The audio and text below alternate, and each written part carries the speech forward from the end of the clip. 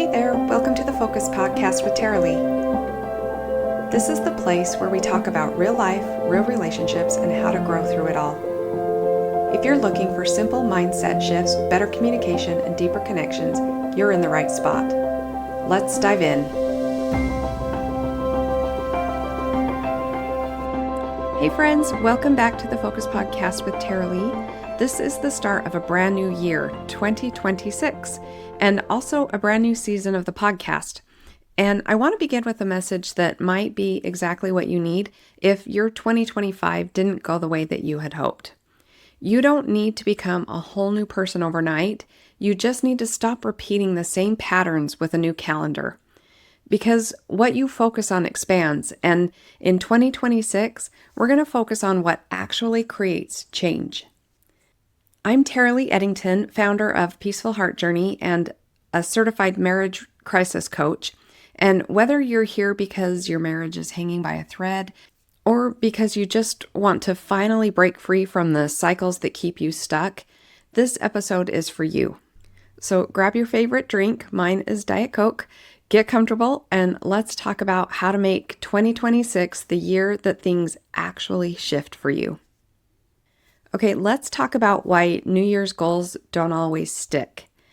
Most people think the problem is motivation, but motivation isn't the real issue.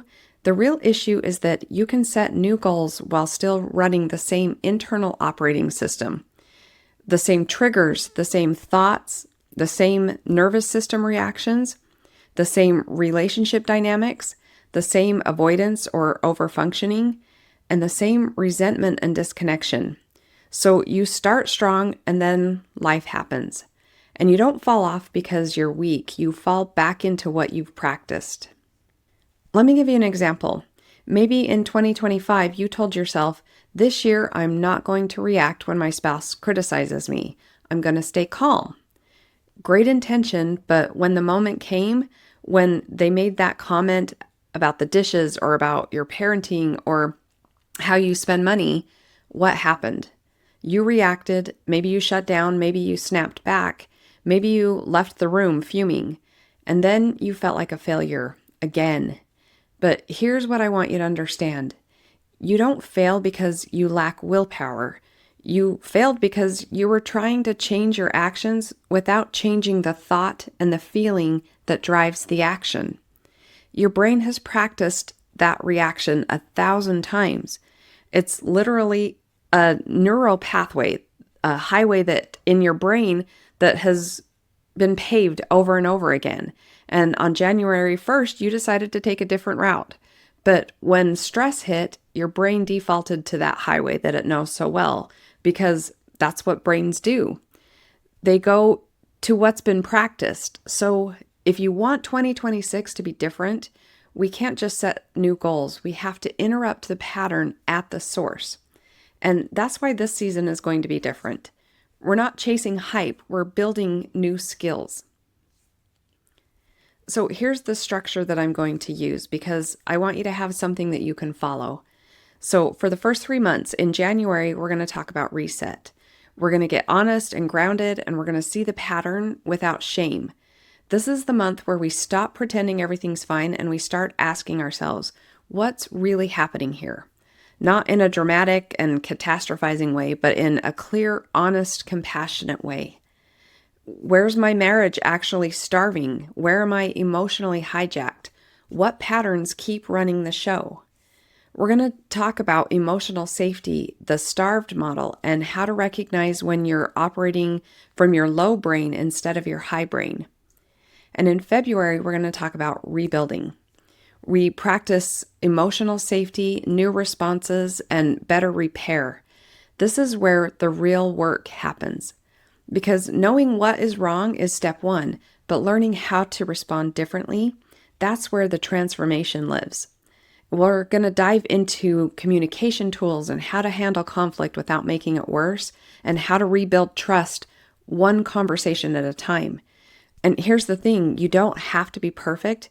You just have to be willing to try again after you mess up, because we all mess up. And in March, we're going to talk about strengthening ourselves. We're going to make it sustainable so it's not just a good week, it's a new normal. This is where we're going to build habits and rituals, systems that feed your marriage and your emotional health daily. Because change that doesn't stick isn't really change, it's just a good day. And if you're listening thinking, I need that, but I'm already overwhelmed, this is good. That means that we're doing it the right way. Simple, doable, repeatable, because I'm not here to add more pressure to your life. I'm here to help you simplify, to clarify, and to actually make progress. Okay, I want to talk about my focus framework. Let me walk you through this that will guide this season. This is the lens through which we're going to examine everything: your marriage, your emotions, your patterns, your results. So F is for facts first. We start with what happened without the dramatic story that your brain adds. Your brain is a meaning-making machine. It takes facts and turns them into stories, and those stories determine how you feel and what you do next.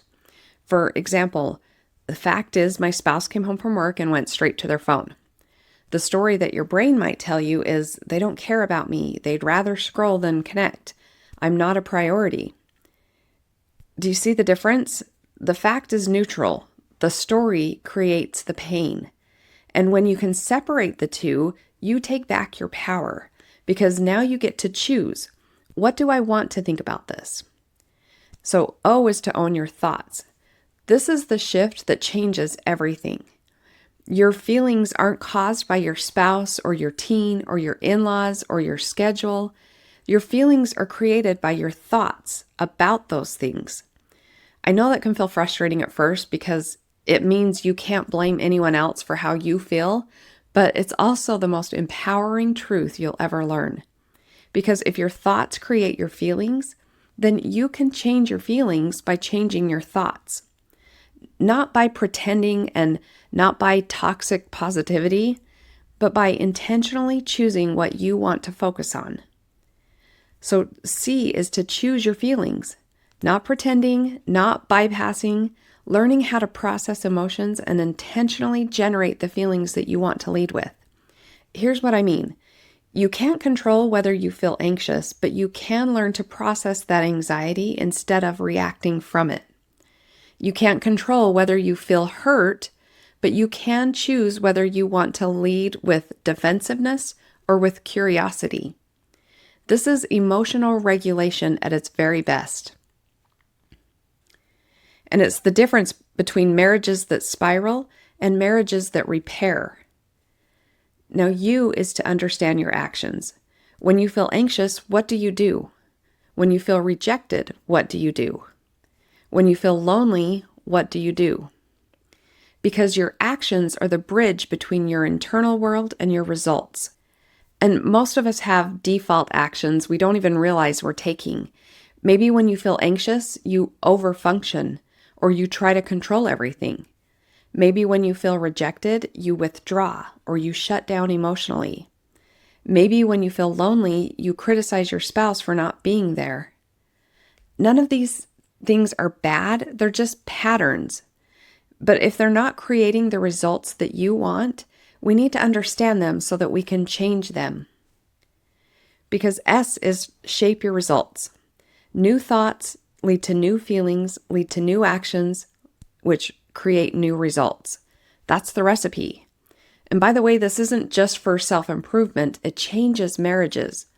This changes parenting and it changes confidence.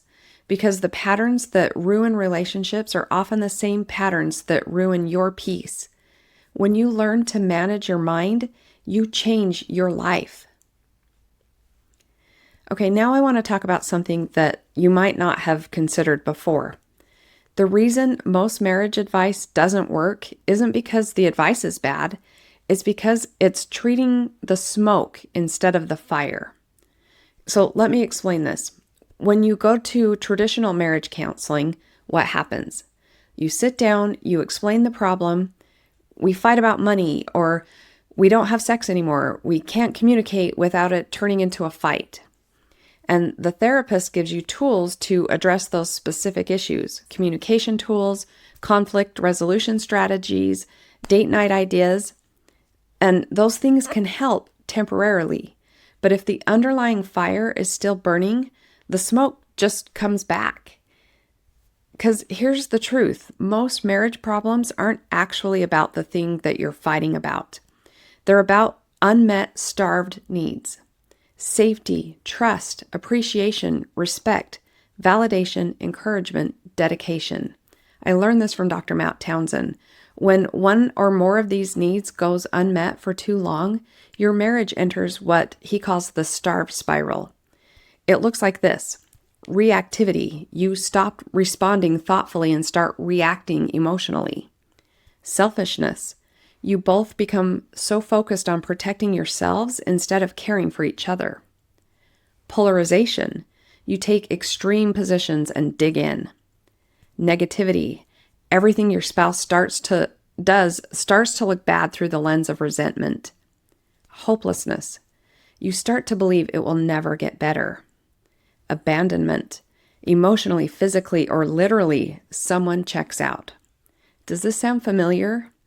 This is the fire, and until you address it, until you learn to identify where your marriage is starving and start feeding it in the right ways, the smoke is just going to come back. And that's why I created the Marriage Breakthrough Program, because I was tired of watching couples go through counseling and try all the techniques and read all the books and still end up right back where they started. Not because they weren't trying, but because they were treating the symptoms instead of the root causes. So if you're in a marriage crisis right now, I want you to hear this. Your love is not likely dead, it's dormant. And dormant means things can be reawakened. I know that might sound impossible right now, especially if you're lying awake at 3 a.m., feeling like that crushing weight or fear and hopelessness is holding you down, especially if you're picturing your kids' faces when you tell them the family is breaking apart. And especially if every conversation with your spouse feels like you're walking through a minefield. Because I've seen it happen over and over.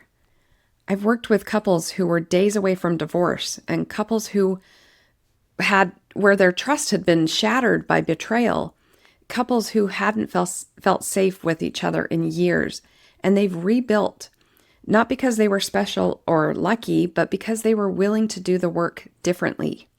They stopped trying to fix the smoke and started putting out the fire. They learned to regulate their emotions before they spoke. They practiced seeing each other through compassion instead of contempt. They identified where their marriage was starving and started feeding it daily with small, consistent actions. And slowly, sometimes quickly, the safety came back. The trust rebuilt. The connection returned. Not perfect, and not without setbacks, but real and sustainable. And that's what I want for you. I want to give you a quick reset you can do today, something simple. Think of one area that didn't work in 2025. Your marriage, your emotional reactivity, your confidence, your consistency, your communication, maybe your ability to follow through. Now answer these questions. Write them down if you can. So what's the fact? What happened? 2 sentences, no opinions. What's the thought? What were you repeatedly thinking about it? What was the feeling? What did that thought create inside of you? And then what was the action? What did you do from that feeling? And what was the result? What did that create over time? And now the most important question, what do you want to focus on in 2026 instead? Because that's how we choose a new direction. Not by wishing things were different and not by hoping your spouse changes, but by taking ownership of your thoughts, your feelings, your actions, and therefore your results. This is the work, and it's simple, but it's not always easy. And that's why I'm here. That's why this podcast exists, to support you through it. So before we wrap up, I have 2 invitations if you want support beyond this episode. First, I'm hosting an in-person workshop on January 15th for if you're local to me. If you want practical tools to reset your patterns, especially in your relationships, this will be such a powerful way to start the year. You'll walk away with clarity on what's keeping you stuck and a plan for what to do about it. Second, I'm also putting together a webinar option because I've had several of you ask for something online. If you want the invitation as soon as it's ready, message me the word webinar or get on my email list at taraleeeddington.com or peacefulheartjourney.com, or this podcast is the Focus Podcast with Taralee.com, and I'll send it out to you. And if you're sitting there thinking, I don't need more information, I need someone to help me apply this to my real life, that's exactly what a clarity call is for. On this free call, we'll get clear on what's happening, what pattern is running things, and what your next best step is. You can find the links to book that call in the show notes. I will link it below. There's no pressure, just clarity, compassion, and a customized plan for your specific situation. This year can be different, not because life gets easier, but because you get stronger, clearer, and more supported. New year, new season, new focus. I'm so glad you're here, and I'm so glad you're choosing to invest in yourself and your relationships, and I can't wait to see what unfolds for you in 2026. If this episode resonated with you, would you take a second to share it with someone who needs to hear it, or leave a review and a rating because it helps more people find the show? So thank you for being here with me, and I will see you in the next episode. Thanks for hanging out with me today on the Focus Podcast. If something stood out or helped you in some way, feel free to share it or leave a quick review. It means a lot. Keep showing up, keep growing, and I'll catch you in the next episode.